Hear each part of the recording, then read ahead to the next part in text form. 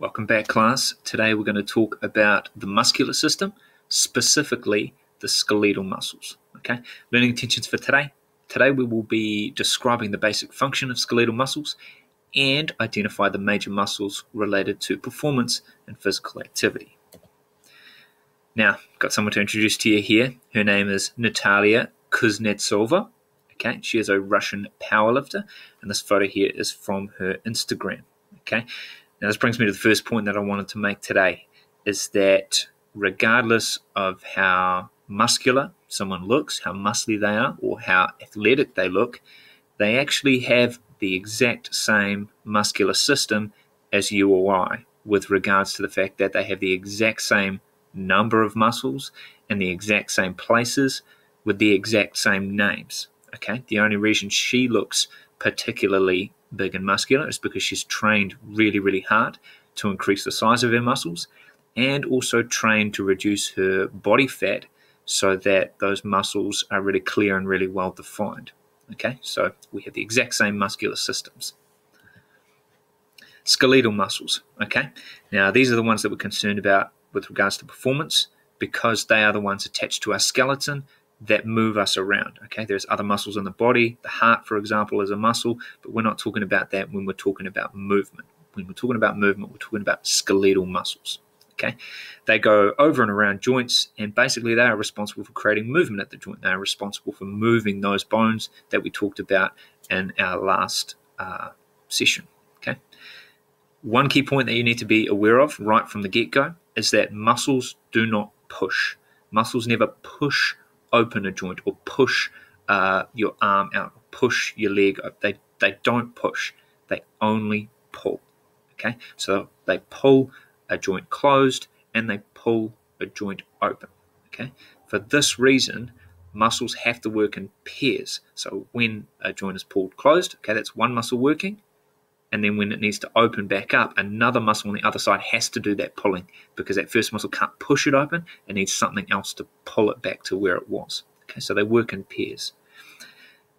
In our next slides, we'll see some of the muscles labeled and some diagrams. Just be aware that some of the names are actually for groups of muscles that work together really, really closely, but they're fine. As long as you know the name and you know roughly where it is, naming the group is just as good as naming the individual muscles. Okay. All right, so we're going to look at some muscles now. This is an anterior view of the human body. Anterior means the front. Okay. On our diagram, you can see I've labeled most of our muscles here. So we're going to start at the top, the deltoid. The deltoid sits on the top of the shoulder, and it goes right from the front right round to the back. Okay. On the front of the chest is called the pectoral or pectorals muscles, depending on which muscles you're talking about. The front of the arm is our biceps. On the front of our torso is our abdominals or abs. Yep. Top of our leg there, you can see our hip flexors, a group of muscles that work together. On the front of the thigh, the big muscles on the front of your thigh are called your quadriceps, again, a group of muscles. And right down at the bottom there, on the front of our shin, that muscle is called the tibialis anterior.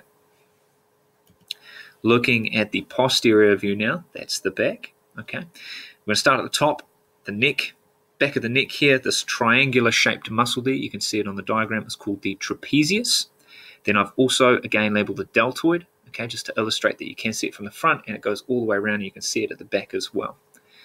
On the back of the arm there, you can see a muscle called the triceps, and the big muscle at the back there on your back, big muscle that sits on your back there, is called the latissimus dorsi.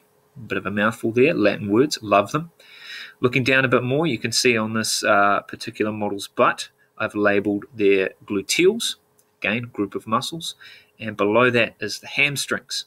Okay, right down at the bottom there, last muscle we're going to identify in your calf is your gastrocnemius. Again, Latin words, love them. Okay, that's all the muscles I want to talk about today. So just to recap, we've briefly talked about the function of skeletal muscle, what they do, and then we've also identified the major muscles that we're going to be talking about when it comes to explaining and describing performance and physical activity.